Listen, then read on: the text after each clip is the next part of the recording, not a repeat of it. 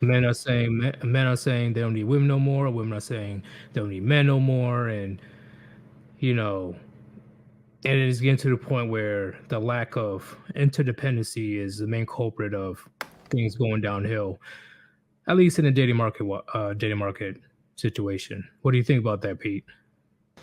Well, yeah, I mean, if you look at again, one of the there's like benefit like the first world society, it's a double-edged sword. I mean, if you look at Maslow's hierarchy of needs, right? Our physiological needs, our security needs, we take these things for granted, right? And things like, relationships and self-esteem and, manosphere, we talk about self-actualization a lot. These things sort of take a front seat now because we don't really have to think about our third world problems. And as a result of that, men and women are kind of looking at each other now. Well, I could just support myself, so I don't need you anymore. And there's two sides to that. On the upside, you're not getting into relationships ideally because you're trying to use the other person for something because you don't have to. And on the other side, you could, again, pretty unlikely in a first world country nowadays, but not impossible. The idea of being with someone just because you like them, that is something that you can afford to do because survival is not an issue anymore.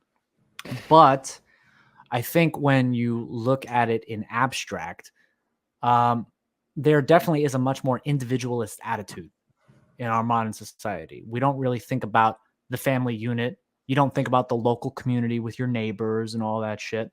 It's just kind of like everybody's just on their own, doing their own thing, which again, some people might argue, okay, there's benefits to that, but also the cons to that.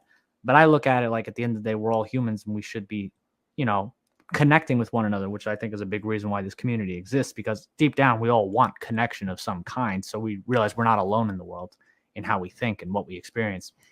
But yeah, there's definitely been huge degradation in intersex relations and as well as sense of community, for sure.